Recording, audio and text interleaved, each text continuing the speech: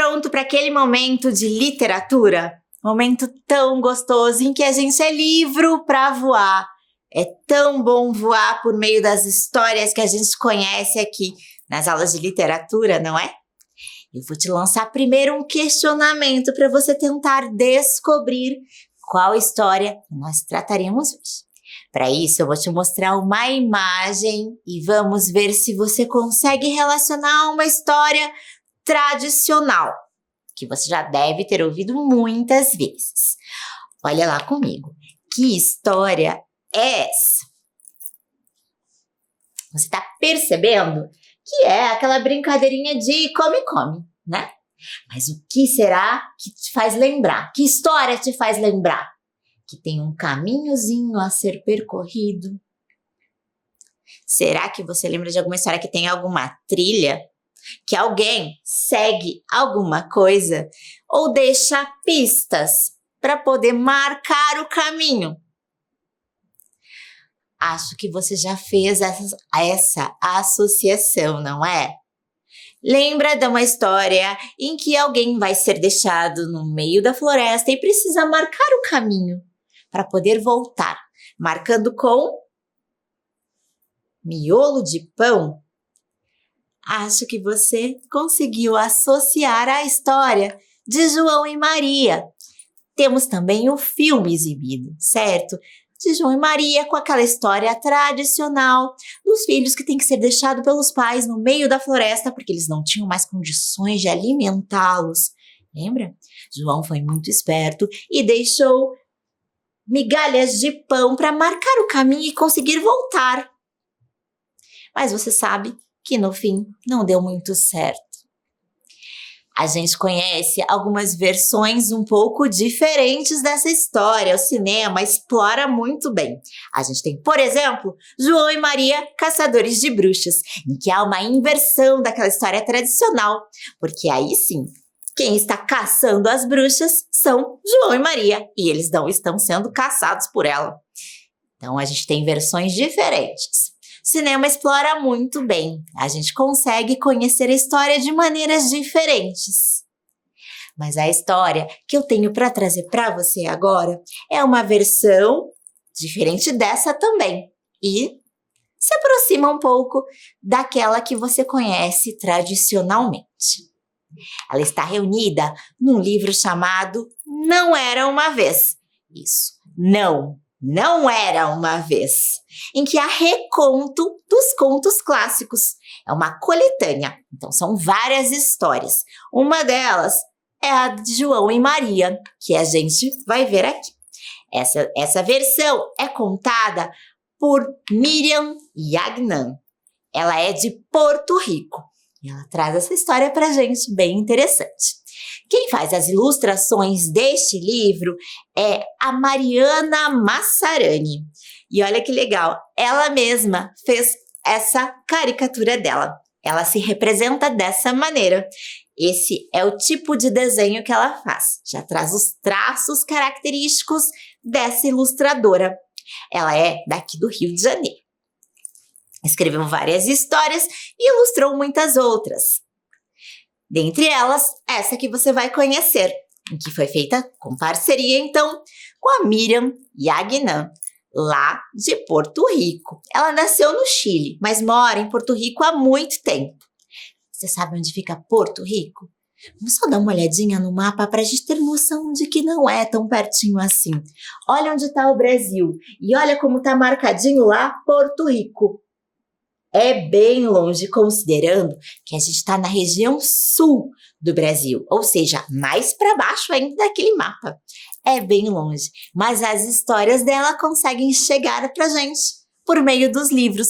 Muito bom, né? A gente consegue conhecer culturas diferentes também. Então agora você vai conhecer essa versão de João e Maria.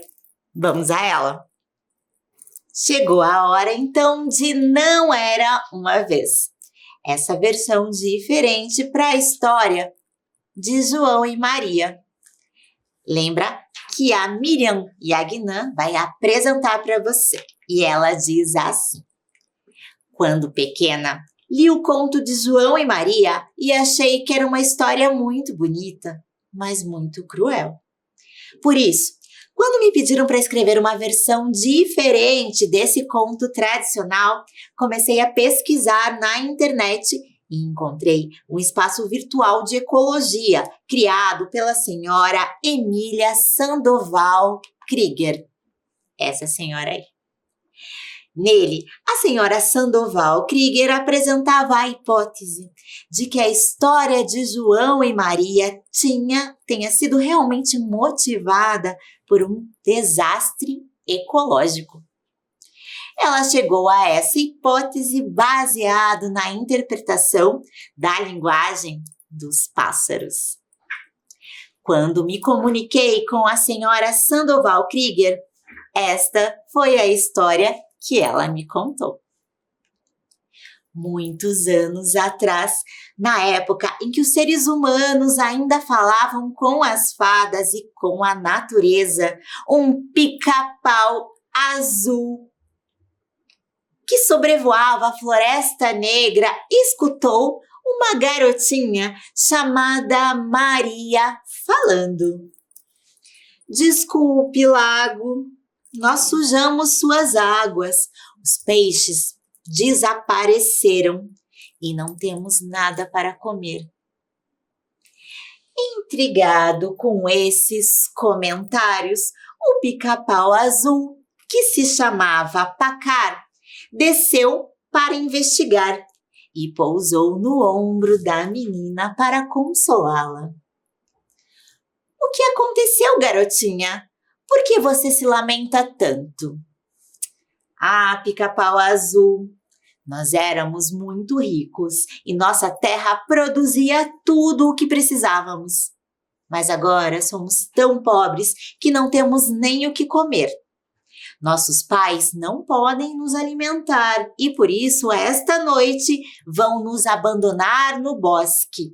Meu irmão João e eu", respondeu Maria, chorando desconsolada.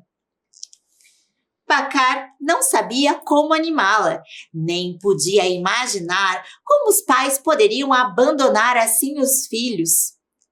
Nesse momento, apareceu João correndo e gritando: "Maria, Maria, vem depressa!"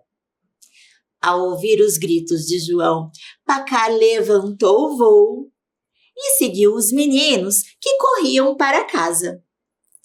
Pousou no parapeito da janela e viu, dentro da casa, uma cena totalmente diferente daquela que chegou até nós por intermédio do conto dos irmãos Grimm.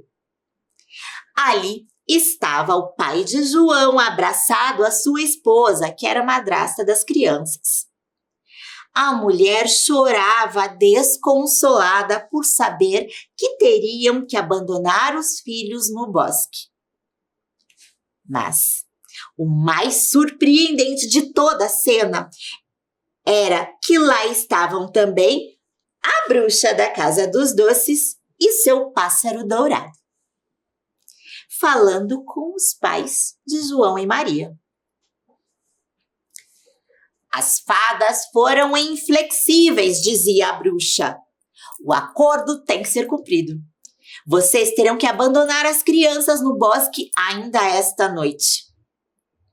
"De que acordo estão falando?" perguntou Pacar a Maria, que junto com o João olhava através da janela. "Meus pais fizeram um trato com as fadas", explicou Maria a Pacar. "Eles eram muito pobres e por isso pediram às fadas do bosque um pedaço de terra para cultivar. As fadas deram o que eles queriam, mas pediram que tivessem consideração com a terra e que respeitassem a grande lei do A lei do dizia também a página da senhora Sandoval Krieger, é a lei mais importante que as fadas têm. A lei diz o seguinte: de um nasce o outro, e o outro é o um. O que você faz a um, faz a todos. E por isso precisam abandoná-los no bosque esta noite? Perguntou Pacar a Maria. Isso mesmo, interrompeu o pássaro dourado da bruxa da casa de doces, que havia se aproximado da janela para olhar Maria e seu irmão. Os pais de João e Maria não cumpriram o acordo e terão que pagar com a vida de seus filhos. Que horror! Gritou Pacar. Isso é muito cruel. Verdade, concordou o pássaro dourado da bruxa da casa de doces. É cruel, mas eles sabiam que isso aconteceria se não cumprissem o acordo. E assim dizendo, voou novamente para pousar no ombro da bruxa da casa de doces enquanto cantava. Os acordos não devem ser esquecidos, porque você pode pagar com a vida dos seus filhos queridos. Nesse momento, os sinos da aldeia próxima tocaram anunciando a hora. Era meia-noite. A bruxa da casa de doces e o pássaro dourado desapareceram no ar, deixando para trás um luminoso rastro de fumaça cor-de-rosa. Os pais deram a cada uma das crianças um pedaço de pão, enquanto as abraçavam pela última vez. A seguir, todos, tristes e cabisbaixos, dirigiram-se para dentro do bosque, seguidos por Pacar, que revoava ao redor de Maria, tentando alegrá-la. Tudo vai dar certo, você vai ver, dizia, saltitando entre a cabeça e o ombro da menina. Enquanto isso, João, que sempre queria fazer as coisas de seu jeito, havia recolhido, escondido, um punhado de pedrinhas prateadas que usou para marcar o caminho até o fundo do bosque. Eu não pretendo aceitar o castigo dessas fadas malvadas, dizia João a Maria. Nada disso, eu vou voltar para casa essa noite mesmo. Quando chegaram ao ponto mais escuro do bosque, a família se despediu e Maria começou a chorar. Não chore, Maria, consolava a João. Assim que a lua sair, vai iluminar as pedrinhas e nós vamos encontrar o caminho de volta para casa. Como os dois estavam cansados, comeram o pedaço de pão que a madrasta tinha dado e pegaram no sono. Quando acordaram, a lua estava alta e redonda, iluminando o céu. E então voltaram rapidamente à casa de seus pais, que ficaram muito contentes por tê-los de volta. Mas, como ainda não tinham como alimentá-los e tinham receio de desobedecer às fadas, tiveram que levá-los novamente para o bosque. E dessa vez, não deixaram que João catasse as pedrinhas para marcar o caminho. Querido João, disse a madrasta, não podemos desafiar mais as fadas. Talvez, se nós aceitarmos o castigo, elas possam nos perdoar e a gente possa ficar junto de novo algum dia. Então, lhes deu o último pedaço de pão que restava e partiram novamente para o meio do bosque. João, que era muito obstinado, foi marcando de novo o caminho, dessa vez com as migalhas de pão. Mas quando a lua saiu e tentaram voltar novamente para casa, descobriram que os passarinhos haviam comido todo o pão. Agora sim, estavam realmente perdidos. Com certeza, foi esse pássaro que você tem no ombro que comeu as migalhas de pão, gritou João para Maria, muito irritado. Não foi ele, respondeu Maria, protegendo Pacar, que voou para se esconder em uma árvore próxima. Então, ouviram o som de um pássaro que parecia chamá-los. Ao olhar, reconheceram o pássaro dourado da bruxa e, então, o seguiram até a casa de doces. Ali, com fome que estavam, fizeram um grande banquete. A casa era feita de diferentes tipos de deliciosos chocolates, bombons, sorvetes, morangos e pães de mel. João comeu algumas telhas que eram feitas de biscoito de baunilha, enquanto Maria dividiu com Pacar um pouco de merengue e amêndoas açucaradas. De repente, ouviram uma voz que vinha de dentro da casa de doces. Quem está comendo minha casinha? Será algum ratinho? Perguntou uma voz de mulher, ao mesmo tempo que a porta se abria e aparecia a bruxa da casa de doces, convidando-os para entrar. Pacar, com seu sexto sentido típico dos animais, pressentiu que algo de errado estava para acontecer. Mas Maria, que conhecia a bruxa da casa de doces, o tranquilizou e eles entraram na casa. A bruxa foi muito amável e até deu a eles 2 confortáveis caminhas onde poderiam dormir. Mas, assim que as crianças adormeceram, transformou-se em um terrível ogro, quase cego, que os acordou cantando e dando pulos assustadores. Hey, hey, hey! Uma boa comida terei! Cantava o ogro enquanto empurrava João para dentro de uma jaula de grossas grades vermelhas. Eu sabia, dizia Pacar para si mesmo, enquanto voava para se esconder no beiral da cozinha. E você, pequena tolinha, dizia o ogro a Maria, é bom que decore este livro de receitas. A partir de hoje, você vai cozinhar todos os dias para o seu irmão e para mim. A seguir, deixou-a trancada e se afastou cantando. Bem gordinho eu quero vê-lo, assim poderei comê-lo. Sua irmã vai fazer ele engordar e um bom ensopado vai me preparar. Enquanto cantava, o ogro esfregava as mãos preparando-se para o seu grande banquete. Maria não se conformava em ver seu irmãozinho transformado em ensopado e todas as noites ia para a cama pensando o que poderia fazer para salvá-lo. Numa dessas noites, enquanto lia o livro de receitas que o ogro havia lhe dado, lembrou-se da lei do 1 e começou a dançar pelo quarto gritando: Eu já sei!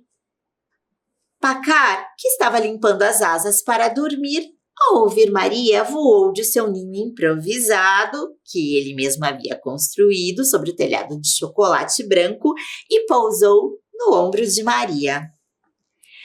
Escuta, Pacar, disse Maria, você lembra da lei do 1? A que meus pais desobedeceram?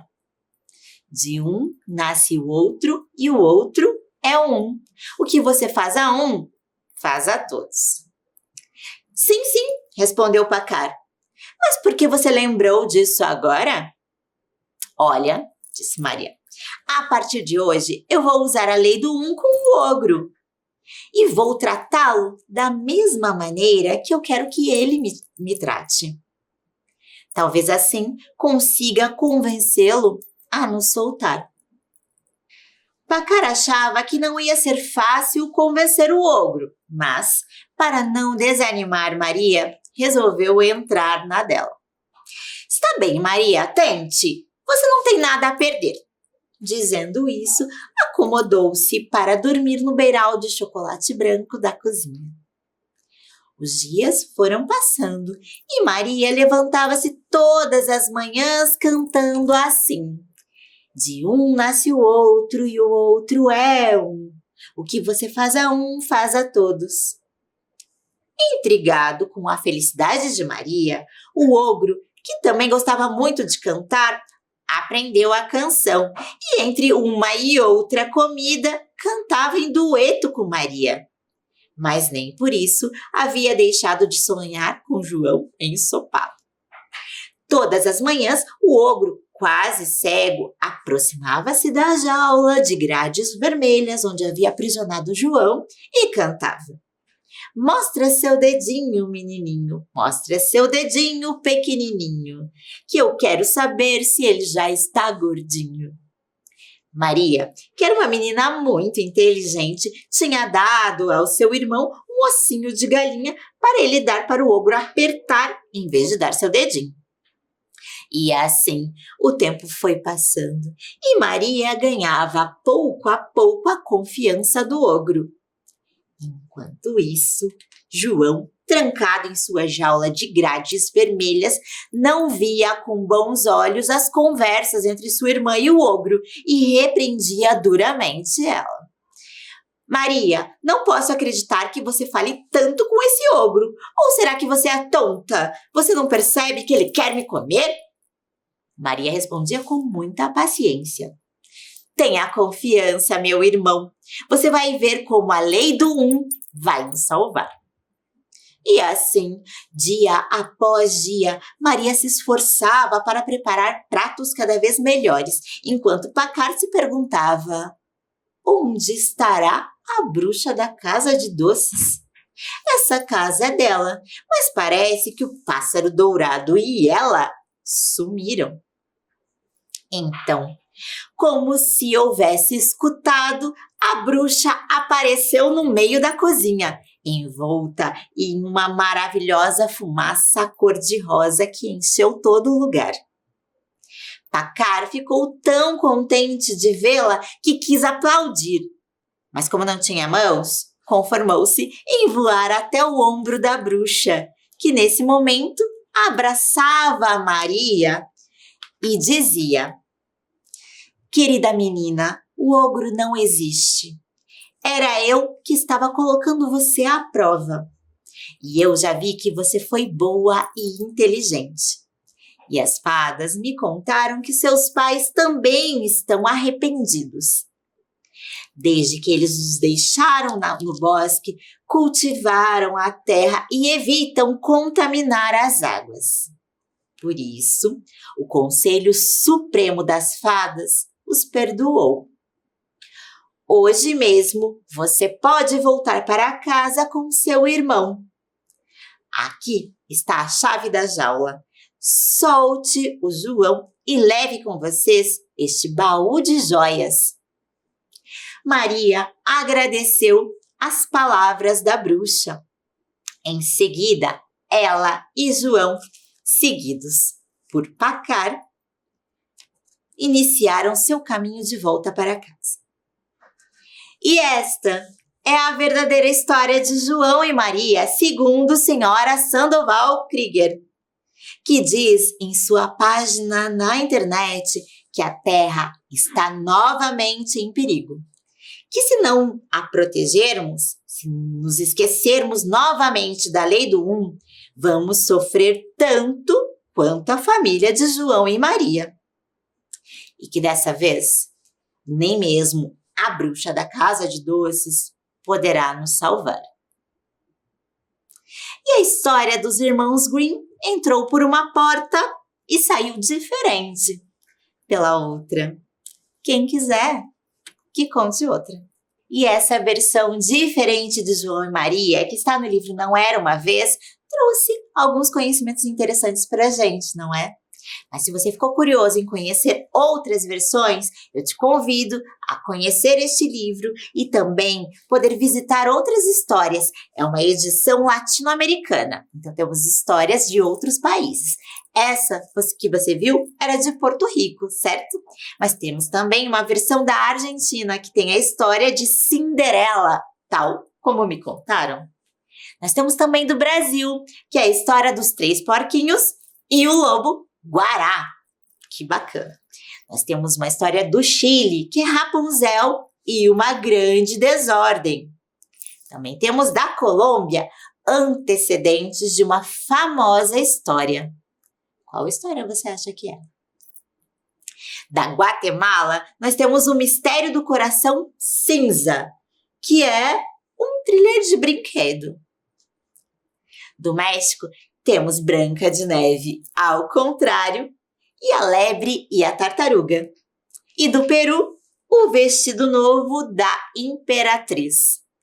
Todas essas histórias trazem uma versão diferente daquelas clássicas e vale muito a pena visitá-las e conhecer um pouco mais deste mundo de Não Era Uma Vez. E a gente vai se encontrar em outras histórias. Então, até o nosso próximo encontro!